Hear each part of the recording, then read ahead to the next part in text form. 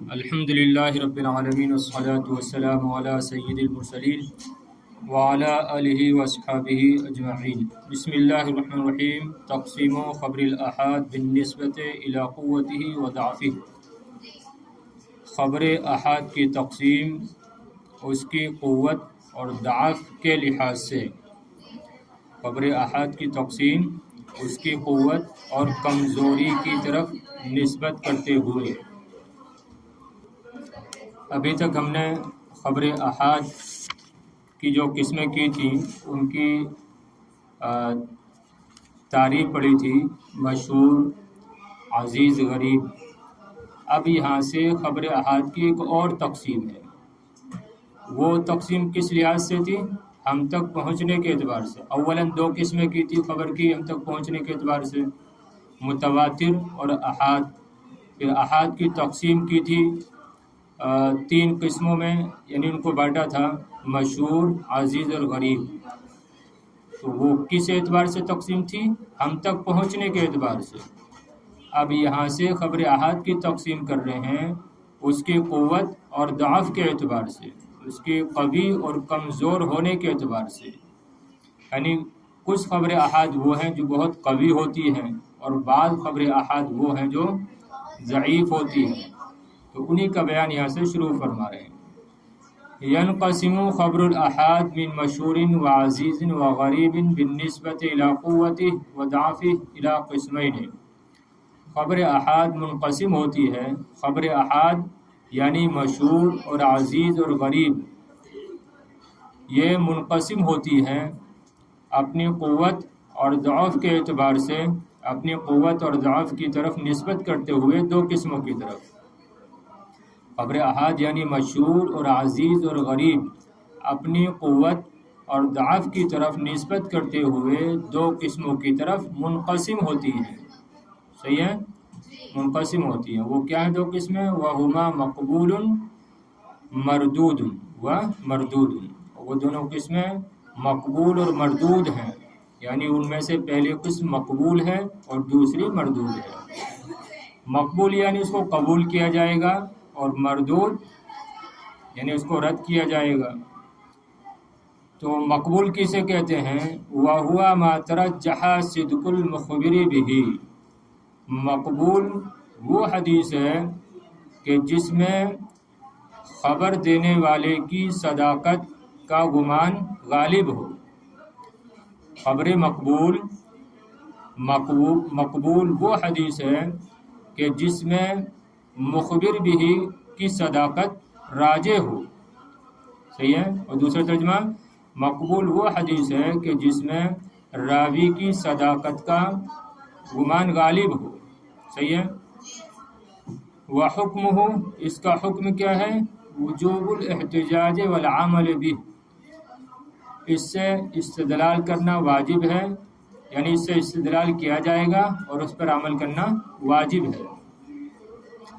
تو خبر مقبول کیا ہوئی؟ کہ جس میں مخبر یعنی راوی کی صداقت کا گمان غالب ہوتا ہے، یعنی یہ گمان ہوتا ہے، یہ گمان غالب ہوتا ہے کہ راوی جو حدیث بیان کر رہا ہے وہ راجح ہے، وہ جھوٹا نہیں ہے، وہ عادل ضابط ہے۔ تو اگر یہ گمان ہو جائے اس راوی کے بارے میں، اس خبر دینے والے کے بارے میں، اس حدیث بیان کرنے والے کے بارے میں یہ گمان غالب ہو جائے تو پھر اس کو مقبول کہیں گے، یعنی اس حدیث کو قبول کیا جائے گا۔ اور جو ایسی نہ ہو، یعنی جو راوی حدیث بیان کر رہا ہے اگر اس کے بارے میں گمان غالب نہ ہو پائے تو اب اس صورت میں اس حدیث کو رد کر دیا جائے گا۔ تو مقبول وہ حدیث ہے کہ جس میں مخبر بھی یعنی راوی کی صداقت کا گمان غالب ہو، اور اس کا حکم یہ ہے کہ اس سے احتجاج کیا جائے گا، اس سے استدلال کیا جائے گا اور اس پر عمل کرنا واجب ہوگا۔ مردود وَهُوَ مَا لَمْ يَتَرَجَّحْ صِدْقُ الْمُخْبِرِ بِهِ۔ مردود وہ حدیث ہے کہ جس میں خبر دینے والے کی صداقت کا گمان غالب نہ ہو، یعنی اس کا الٹا مقبول کے۔ اب اس کا حکم کیا ہے؟ وحکم اللہ یحتج به ولا یجب العمل به، تو اس سے نہ ہی استدلال کیا جائے گا، احتجاج کیا جائے گا، اور نہ ہی اس پر عمل کرنا واجب ہوگا، نہ ہی اس پر عمل کرنا واجب ہوگا۔ یعنی اگر کوئی چیز، کوئی بات ایسی حدیث سے ثابت ہو رہی ہے کہ جس میں راوی کی صداقت غالب نہیں ہے، بلکہ یہ گمان ہے کہ شاید جھوٹ بول رہا ہو، تو اب ایسی حدیث سے نہ تو کسی مسئلے پر استدلال کیا جائے گا اور نہ ہی اس بات پر عمل کرنا واجب ہوگا۔ تو مردود وہ حدیث ہے کہ جس میں راوی کی صداقت راجع نہ ہو، جس میں راوی کی صداقت کا گمان غالب نہ ہو، اور اس کا حکم یہ ہے کہ نہ اس سے استدلال کیا جائے گا اور نہ ہی اس پر عمل کرنا واجب ہوگا۔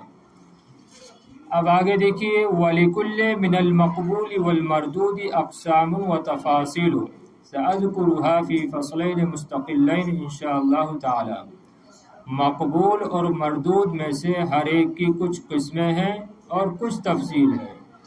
ان قریب میں ان کو ذکر کروں گا مستقل 2 فصلوں میں انشاءاللہ تعالی، یعنی 2 فصلوں میں ذکر کیا جائے گا۔ پہلی فصل الفصل الثانی، پہلی فصل میں کیا بیان ہوا تھا؟ یہ خبر احاد کی تقسیم ہم تک پہنچنے کے اعتبار سے۔ اب یہاں سے دوسری فصل میں کیا بیان کریں گے؟ خبر مقبول۔ اس میں 2 مبحث ہیں۔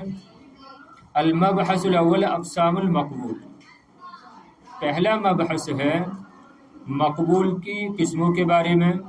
المبحث الثانی تقسیم المقبول الی معمول به و غیر معمول به، اور دوسرا مبحث ہے خبر مقبول کی تقسیم معمول به اور غیر معمول به کی طرف، یعنی معمول به اور غیر معمول به کے بیان میں۔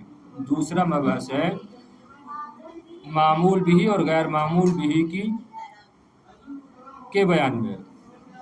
المبحث الاول، پہلا مبحث اقسام المقبول، خبر مقبول کی اقسام۔ یقسم المقبول بالنسبة إلى تفاوت مراتبه إلى قسمين رئيسيين هما صحيح وحسن۔ اقسام المقبول، تو یقسم المقبول، خبر مقبول کی تقسیم کی جاتی ہے بالنسبة إلى تفاوت مراتبه، اس کے مراتب کے تفاوت کی طرف نسبت کرتے ہوئے، الی قسمین رئیسیین، 2 بنیادی قسموں کی طرف، اور وہ صحیح ہیں اور حسن ہیں، یعنی ان میں سے ایک صحیح اور دوسری حسن ہے۔ تو خبر مقبول کی تقسیم کی جاتی ہے اس کے مراتب کے تفاوت کی طرف نسبت کرتے ہوئے 2 بنیادی قسموں کی طرف۔ خبر مقبول کی تقسیم کی جاتی ہے اس کے مراتب کے اختلاف کی طرف، تفاوت مراتب کی طرف نسبت کرتے ہوئے، یا لحاظ بھی لگا سکتے ہیں یہاں پر کہ خبر مقبول کی تقسیم کی جاتی ہے اس کے مختلف مراتب کے لحاظ سے 2 بنیادی قسموں کی طرف، اور وہ کیا ہے؟ صحیح ہے اور حسن ہے۔ پھر وَكُلُّ مِنْهُمَا يُقَسَّمُ إِلَىٰ قِسْمَيْنِ، اور پھر ان میں سے ہر ایک کی تقسیم کی جاتی ہے 2 قسموں کی طرف، اور وہ صحیح لذاتی ہی ہے اور صحیح لغیرہ ہی ہے۔ اسی طرح حسن لذاتی ہی اور حسن لغیرہ ہی ہے، یا ان میں سے ایک لذاتی ہی ہے اور ایک دوسری لغیرہ ہی ہے۔ فتعول اقسام المقبول فی النہایت الی 4 اقسام، تو مقبول کی قسمیں پلٹ آتی ہیں آخر میں 4 قسموں کی طرف، یعنی آخر خبر مقبول کی 4 قسمیں سامنے نکل کر آتی ہیں۔ صحیح ہے؟ ہاں، یا سیدھا سادہ خبر مقبول کی کتنی قسمیں ہو جاتی ہیں؟ 4 قسمیں، اور وہ کون سی ہیں؟ صحیح لذاتی ہی، حسن لذاتی ہی، صحیح لغیرہ ہی اور صحیح لغیرہ ہی۔ ان کی تقسیم کریں گے تقریباً آپ کا آدھا نصاب اسی میں چلا جائے گا، کافی دور تک جو ہے اس کی بات جائے گی۔ تو مقبول کی اولن کتنی قسمیں کی؟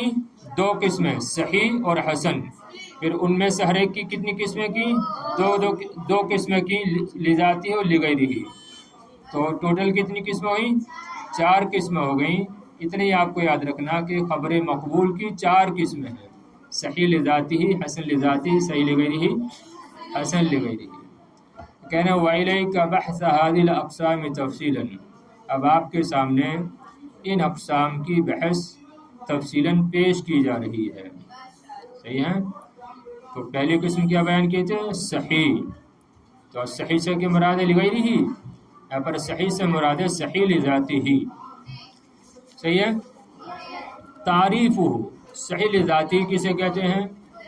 لغتاً الصحیح ضد السقیم وهو حقیقة فی الاجسام مجاز فی الحدیث وسائر المعانی۔ صحیح لغت میں ضد کی، یہ سقیم کی ضد ہے، صحیح لغت میں سقیم کی ضد ہے، کمزور یا بیمار کی ضد ہے۔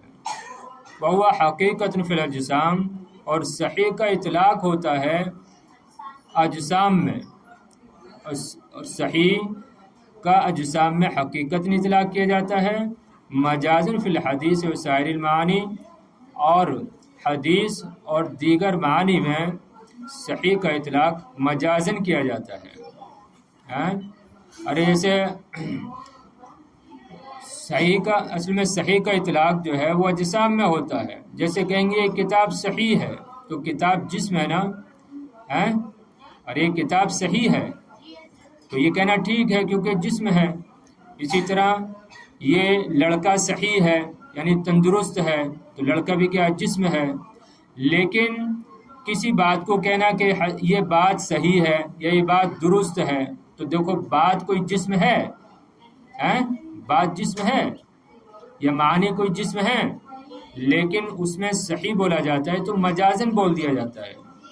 اب دیکھیے حدیث کو صحیح بولتے ہیں کہ مجازن بولتے ہیں، کیونکہ صحیح کا اطلاق لغت میں جو ہوتا ہے وہ اجسام پر ہوتا ہے، یعنی ان کے لیے ہوتا ہے جن کے اجسام ہوتے ہیں۔ مثلا یہ کتاب صحیح ہے، یہ گھر صحیح ہے، یہ دیوار صحیح ہے، یہ کپڑا صحیح ہے، تو دیکھو سب کے جسم ہیں۔ تو حقیقت میں صحیح کا اطلاق اجسام ہی کے لیے ہوتا ہے، لیکن حدیث اور دیگر جو معنی ہیں ان میں جو صحیح کا اطلاق ہوتا ہے وہ مجازن ہوتا ہے۔ تو یہ کہہ رہے ہیں کہ صحیح لغتاً یہ سقیم کی ضد ہے، اور صحیح کا اطلاق اجسام میں حقیقتاً ہوتا ہے اور حدیث اور دیگر معنی میں مجازن ہوتا ہے۔ سمجھی بات؟ حدیث اور دیگر معنی میں صحیح کا اطلاق مجازن ہوتا ہے۔ خیر یہ تو لغوی بات تھی، اصطلاح میں کسے کہتے ہیں؟ اصطلاحاً متصل سندہ بنقل العدل الضابط عن مثلہ لا منتہاہ من غیر شذوذ ولا علہ۔ اصطلاحاً محدثین کے اصطلاح میں صحیح وہ حدیث ہے جس کی سند متصل ہو بنقل العدل الضابط، عادل ضابط راوی، عن مثلہ اپنے مثل سے، الی منتہاہ اپنے آخر تک، انتہا تک اس کی روایت کرے، من غیر شذوذ ولا علہ، اس حال میں کہ وہ حدیث نہ شاذ ہو اور نہ معلول ہو، نہ شاذ ہو نہ معلول ہو، یعنی وہ حدیث نہ شاذ ہو نہ معلول ہو۔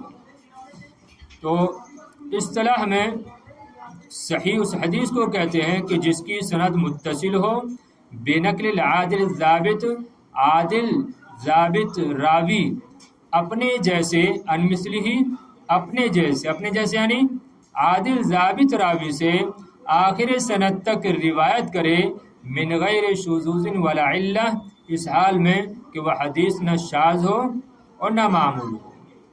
صحیح ہے؟ تو اس حدیث کو کہیں گے صحیح، یعنی جس کی سند متصل ہو، کہیں بھی انقطاع نہ ہو، ہم سے لے کر نبی کریم علیہ السلام تک اس کی سند میں کسی بھی طبقے میں انقطاع نہ پائے جائے تو اس کو کہیں گے متصل۔ اور اسی طرح اس حدیث کو نقل کرنے والے، بیان کرنے والے کیسے ہونے چاہیے؟ عادل اور ضابط ہونے چاہیے، شروع سے لے کر الی منتہی آخر تک، یعنی تابعین سے لے کر ہم تک پہنچنے تک اس کے تمام راوی کیسے ہونے چاہیے؟ عادل اور ضابط ہونے چاہیے۔ اور کیا نہیں ہونا چاہیے؟ شاذ اور معلول نہیں ہونی چاہیے، وہ حدیث شاذ معلول نہیں ہونی چاہیے، شاذ نہیں ہونی چاہیے۔ اس میں شذوذ کہتے ہیں، جیسے نیچے آ رہا ہے، شذوذ کہتے ہیں کہ ثقہ راوی اپنے سے اوثق کی مخالفت کرے، ثقہ راوی اپنے سے زیادہ اوثق کی مخالفت کرے تو ایسی حدیث شاذ کہلاتی ہے۔ تب اس میں شذوذ پایا جانا چاہیے کہ نہیں پایا جانا چاہیے؟ نہیں پایا جانا چاہیے، یعنی ایسا نہ ہوا ہو کہ اس حدیث کی سند میں کوئی ایسا راوی ہو جو کم درجے کا ہو، ثقہ ہو، اور اس نے اپنے سے اعلیٰ اور اوثق کی مخالفت کی ہو، ایسا نہیں ہونا چاہیے۔ تو مطلب کیا ہوا؟ یعنی شذوذ نہیں ہونا چاہیے۔ اسی طرح وہ معلول نہ ہو، یعنی اس میں کوئی خفی پوشیدہ خرابی نہ پائی جائے۔ تو اگر یہ تمام چیزیں پائی جا رہی ہیں تو وہ حدیث کیا ہوگی؟ صحیح ہوگی۔ یعنی کچھ پائی جانی چاہیے، کچھ نہیں پائی جانی چاہیے، 3 چیزیں پائی جانی چاہیے، یا کہہ لو اس میں 5 شرطیں ہیں۔ جیسے نیچے آ بھی رہا ہے، شروط کا الگ، یہیں سے اس کا تذکرہ کریں گے، بہرحال یہیں پر سن لو کہ حدیث کے صحیح ہونے کے لیے کتنی شرطیں ہیں؟ 5 شرطیں ہیں۔ 3 وجودی ہیں اور 2 عدمی ہیں۔ وجودی کیا ہے؟ کہ سند متصل ہونی چاہیے، اسی طرح راوی کا عادل اور ضابط ہونا چاہیے۔ تو کتنی ہو گئی؟ 3 ہو گئی نا۔ اور دو شرطیں ہیں جو ہیں وہ عدمی ہیں، یعنی وہ نہیں پائی جانی چاہیے۔ ان میں سے پہلی کیا ہے؟ کہ وہ شاذ نہ ہو، اور دوسری کیا ہے؟ کہ وہ معلول نہ ہو۔ تو اگر یہ شرائط پائے جا رہے ہیں تو وہ حدیث کیا ہوگی؟ صحیح ہوگی۔ دیکھیے، تو صحیح اصطلاح میں اس حدیث کو کہتے ہیں جس کی سند متصل ہو، عادل ضابط راوی اپنے جیسے عادل ضابط راوی سے آخر تک اس حدیث کو روایت کرے، اس حال میں کہ وہ حدیث شاذ نہ ہو اور معلول نہ ہو۔ اب دیکھیے، تعریف کریں خود ہی، شرح تعریف کی شرح۔ اشتمل التعریف السابق على امور یجب توفرها حتى يكون الحدیث صحیحا۔ سابقہ تعریف، صحیح کی سابقہ تعریف کچھ ایسے امور پر مشتمل ہے کہ جن کا پایا جانا ضروری ہے، جن کا پایا جانا ضروری ہے، پایا جانا ضروری ہوتا ہے۔ کیوں؟ تاکہ حدیث صحیح ہو جائے۔ توجہ ہے نا؟ صحیح کی سابقہ تعریف کچھ ایسے امور نکر آ رہا ہے، اس کے بعد میں یجب فعل آ رہا ہے، اور جب ایسا ہو تو موصوف صفت کا ترجمہ کرتے ہیں۔ تو سابقہ تعریف کچھ ایسے امور پر مشتمل ہے کہ جن کا پایا جانا ضروری ہوتا ہے تاکہ حدیث صحیح ہو جائے، صحیح ہو۔ وہادل امور ہیا، اور وہ امور یہ ہیں، یعنی وہ امور کون سے ہیں؟ اتصال السند، کہ سند متصل ہونی چاہیے، عدالت الروات، راوی عادل ہونے چاہیے، ضبط الروات، راویوں کا ضابط ہونا چاہیے، عدم الشذوذ، اور شذوذ نہ پایا جانا چاہیے، عدم علہ، اور کوئی علت نہیں ہونی چاہیے۔ تو کتنی شرطیں ہو گئی ہیں؟ 5۔ اب دیکھ لو، سب کی وضاحت بھی کر رہے ہیں بڑے مختصر انداز میں۔ اتصال السند، تو پہلی بات کیا ہے؟ کہ سند متصل ہونی چاہیے۔ انہوں نے کہا نا، سابقہ تعریف کچھ ایسے امور پر مشتمل ہے جن کا پایا جانا ضروری ہے تاکہ حدیث صحیح ہو۔ تو ان امور میں سے پہلا امر کیا ہے؟ پہلی بات کیا ہے؟ اتصال السند، کے سند متصل ہو۔ اس کا مطلب کیا ہے؟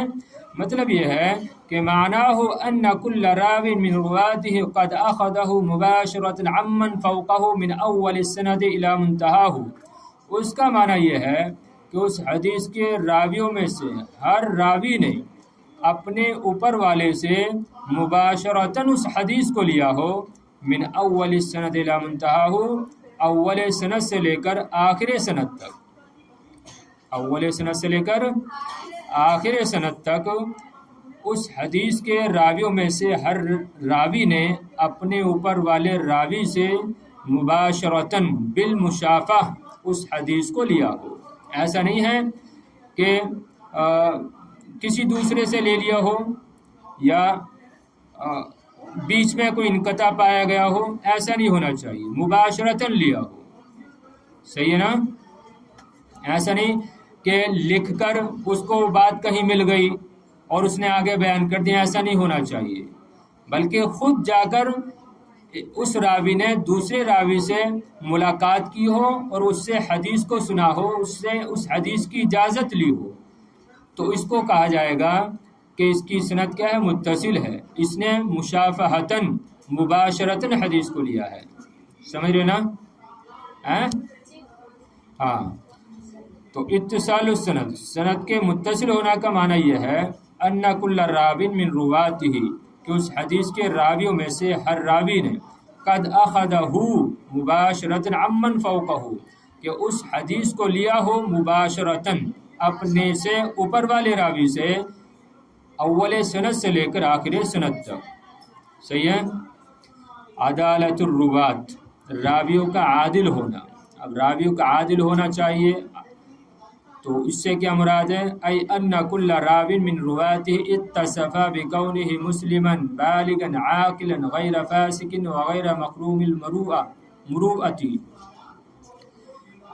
راویوں کا عادل ہونا چاہیے، اس کا مطلب یہ ہے یعنی اس حدیث کے راویوں میں سے ہر راوی، اس حدیث کے راویوں میں سے ہر راوی اتصف بکونہ مسلما، متصف ہو مسلمان ہونے سے، بالغ ہونے سے، عاقل ہونے سے، اس حال میں کہ وہ فاسق نہ ہو اور مخروم المروءت نہ ہو، یعنی اس حدیث کے راویوں میں سے ہر راوی مسلمان ہو، بالغ ہو، عاقل ہو، فاسق نہ ہو اور نہ ہی مروت کو پامال کرنے والا ہو، نہ ہی مروت کو پامال کرنے والا ہو۔ تو ایسا راوی یا ایسے راوی کسی حدیث کو روایت کر رہے ہیں اور دیگر شرطیں بھی پائی جا رہی ہیں، تو اس حدیث کو کیا کہا جائے گا کہ حدیث صحیح ہے، صحیح ہے بات؟ تو کیا کہا کہ اس کے راویوں میں سے ہر ایک راوی کیا ہو؟ مسلمان ہو۔ اب اگر کوئی غیر مسلم کوئی حدیث بیان کر رہا ہے تو اس کا اعتبار نہیں کیا جائے گا، ٹھیک ہے؟ اسی طرح کوئی بچہ بیان کر رہا ہے تو اس حدیث، خیر وہ تو اس کو حدیث تو مانا جائے گا لیکن وہ صحیح نہیں مانی جائے گی، صحیح ہے؟ اسی طرح عقل مند ہونا چاہیے، بے وقوف کا کوئی اعتبار نہیں رہتا، کچھ بھی بیان کر دیتا ہے، تو عقل مند ہونا بھی ضروری ہے حدیث کے صحیح ہونے کے لیے۔ تو اگر کوئی بیان کر رہا ہے لیکن عقل مند نہیں ہے، بے وقوف ہے، تو اس کی حدیث کو لیا تو جائے گا لیکن پھر وہ صحیح نہیں کہلائے گی، صحیح ہے؟ صحیح نہیں کہلائے گی۔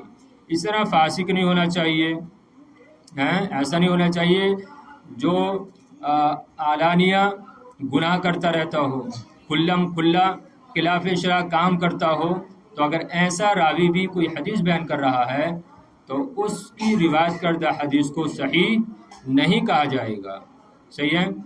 اور ایک بات کیا ہے کہ وہ مروت کو پامال کرنے والا نہ ہو۔ اب یہ کیا چیز ہے مروت کو پامال کرنے والا نہ ہو؟ یعنی خلاف یعنی ایسی عادات کا مرتکب نہ ہو کہ جن کو طبیعت سلیمہ مکروہ جانتی ہے، ایسے افعال کا مرتکب نہ ہو کہ جن کو طبیعت سلیمہ کیا جانتی ہیں؟ مکروہ جانتی ہے، ناپسندیدہ جانتی ہے، صحیح ہے؟ ایسے افعال کا مرتکب بھی نہیں ہونا چاہیے۔ مثلا جیسے کھڑے ہو کر پیشاب کرنا، کھڑے ہو کر پیشاب کرنا اگرچہ کیا ہے جائز ہے، لیکن طبیعت سلیمہ اس کو پسند نہیں کرتی ہے۔ اسی طریقے سے راستے میں کھانا، چلتے پھرتے کھاتے رہنا، پیتے رہنا، تو اس کو بھی طبیعت سلیمہ پسند نہیں کرتی ہے، صحیح ہے نا؟ ہاں، تو ایسا بھی نہیں ہونا چاہیے۔ دیکھیے اب تو راویوں کا عادل ہونا، یعنی حدیث کے راویوں میں سے ہر راوی کیا ہو؟ حدیث کے راویوں میں سے ہر راوی مسلمان ہو، بالغ ہو، عاقل ہو، فاسق نہ ہو اور مروت کو پامال کرنے والا نہ ہو، ایسی باتوں کا مرتکب نہ ہو جن کو عادت سلیمہ ناپسند کرتی ہوں۔ سمجھی بات؟ غیر مخروم المروت کا معنی سمجھی؟ ہاں، ضبط الرواتی، راویوں کا ضابط ہونا۔ اس حدیث کو جو راوی ہیں وہ سب کے سب کیا ہونے چاہیے؟ ضابط ہونے چاہیے۔ کیا مطلب ہے؟ ای ان کل راو من رواته کان تام الضبط اما ضبط صدر او ضبط کتاب، یعنی اس کے راویوں میں سے ہر راوی تام الضبط ہو۔ اس حدیث کے راویوں میں سے ہر راوی کیا ہو؟ تام الضبط ہو، اما ضبط صدر، یا تو ضبط صدر پایا جائے یا ضبط کتاب پایا جائے۔ ضبط کا معنی ہوتا ہے محفوظ کرنا، یاد رکھنا، تو اس کے راویوں میں سے ہر راوی کا ضبط جو ہے وہ تام ہو، یعنی اس کا حافظہ درست ہو، بات سنتا ہو تو جلدی سے بھولتا نہ ہو، یا وہ لکھ لیتا ہو، ٹھیک ہے؟ تو اگر کوئی ایسا راوی ہے جس کو نسیان کی بیماری ہے، تو اگر ایسا کوئی راوی حدیث بیان کر رہا ہے تو اس کی حدیث کو صحیح نہیں مانا جائے گا، یا وہ لکھنے کا اہتمام نہیں کرتا ہے، لکھنے کا اہتمام نہیں کرتا، تو اس کی حدیث کو پھر صحیح نہیں مانا جائے گا۔ دیکھیں کس قدر جو ہے محدثین نے باریکی سے کام لیا ہے۔ ہاں، تو ای ان کل راوی من رواته، یعنی اس حدیث کے راویوں میں سے ہر ایک راوی تام الضبط ہو، یا تو ضبط صدر ہو یا ضبط کتاب ہو۔ عدم الشذوذ، شذوذ کا نہ ہونا، شذوذ کا نہ ہونا یعنی ای ان لا یکون الحدیث شاذا، عدم شذوذ کا مطلب یہ ہے کہ وہ حدیث شاذ نہ ہو۔ اب شاذ کسے کہتے ہیں؟ والشذوذ ہوا مخالفت الثقۃ لمن ہوا اوثق منہ، اور شذوذ وہ ثقہ کی مخالفت کرنا ہے، لمن ہوا اوثق منہ، اس کی جو اس سے زیادہ ثقہ ہو۔ تو شذوذ یہ ثقہ راوی کی اپنے سے اوثق راوی کی مخالفت کرنا، یا شذوذ کہتے ہیں ثقہ راوی کی اپنے اوثق راوی کی مخالفت کرنا، شذوذ کہلاتا ہے۔ تو بس اتنا یاد کرنا ہے کہ وہ حدیث شاذ نہ ہو، اور پھر شاذ کسے کہتے ہیں اس کا معنی آپ اپنے ذہن میں رکھیں گے، صحیح ہے نا؟ تو عدم الشذوذ یعنی وہ حدیث شاذ نہ ہو، اور شذوذ کہتے ہیں ثقہ راوی کا اپنے سے اوثق راوی کی مخالفت کرنا۔ عدم العلہ، اور کوئی علت نہیں پائی جانی چاہیے اس حدیث میں۔ اس کا کیا مطلب ہے؟ ای اللہ یکون الحدیث معلولا، یعنی وہ حدیث معلول نہ ہو، وہ حدیث معلول نہ ہو۔ اب علت کسے کہتے ہیں؟ والعلت سبب غامض خفی یقدح فی صحت الحدیث مع ان الظاہر السلامۃ منہ۔